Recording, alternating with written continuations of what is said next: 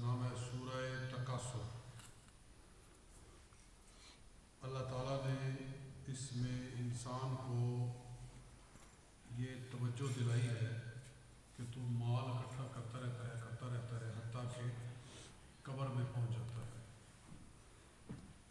تو تیری زندگی کا اصل مقصد مال اکٹھا کرنا نہیں ہے، تیری زندگی کا گول اور کوئی اس کا جو ٹارگٹ ہے وہ کوئی اور ہے۔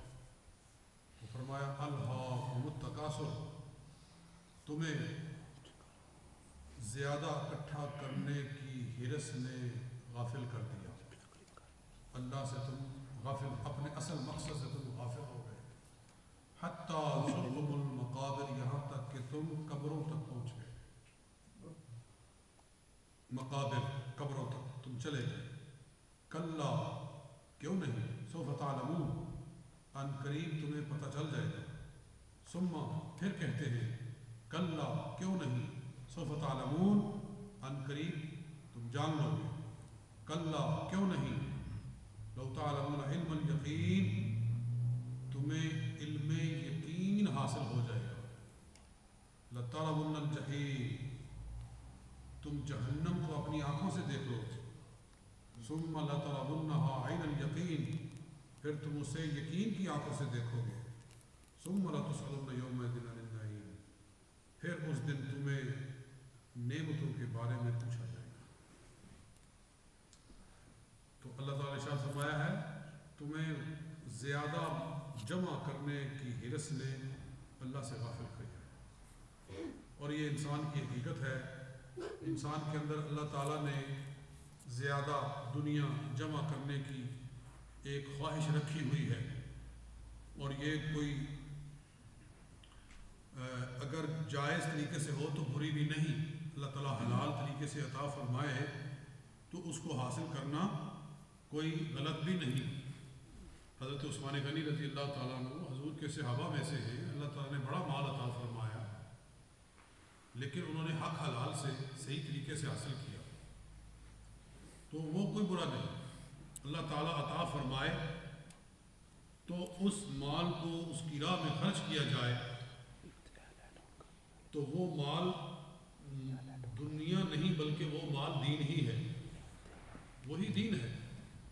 حضرت عثمان غنی کے بارے میں آتا ہے کہ آپ ہر جمعہ کی نماز پر جانے سے پہلے ایک غلام آزاد کر کے جایا کرتے تھے، ایک غلام آزاد کر کے نماز جمعہ کے لیے جاتے تھے، اور ایک غلام جس نے آزاد کیا اس کا کتنا ثواب ہے۔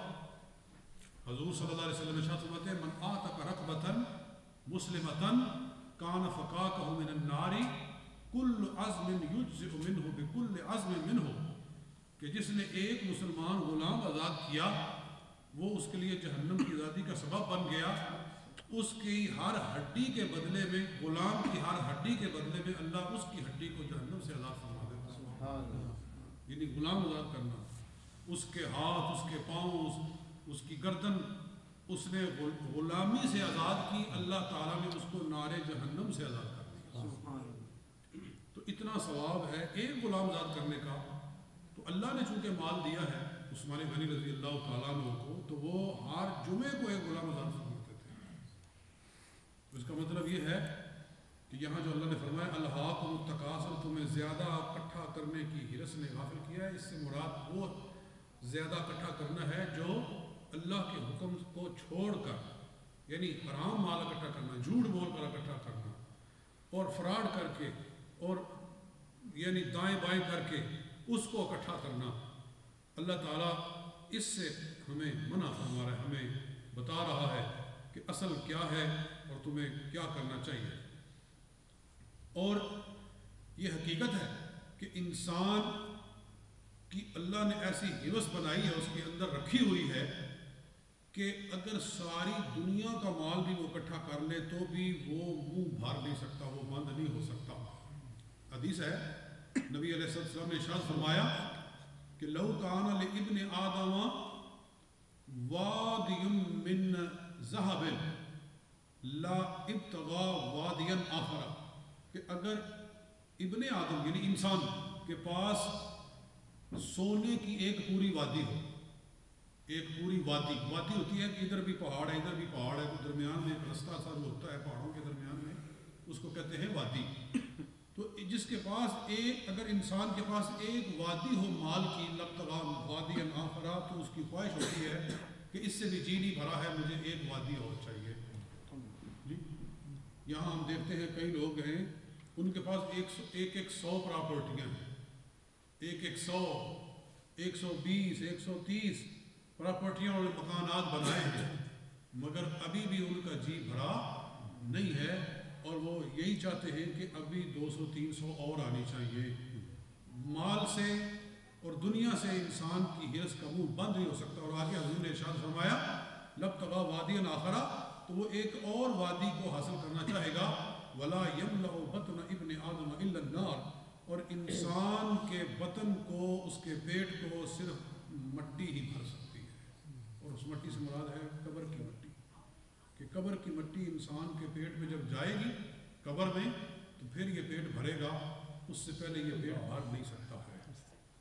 تو لہذا کامیاب وہ لوگ ہیں کہ جن کو اللہ نے صبر عطا کر دیا، تھوڑا سا مال ان کو مل گیا تو انہوں نے اس پر صبر کر لیا کہ یا اللہ ہم راضی ہیں، ہم کسی کے سامنے ہاتھ نہیں پھیلا رہے، تو نے ہمیں اتنا دے دیا ہے کہ ہم عزت کے ساتھ اپنے گھر میں بیٹھ کر اپنی روزی حلال کی کھا رہے ہیں، اتنا ہی ہمارے لیے کافی ہے۔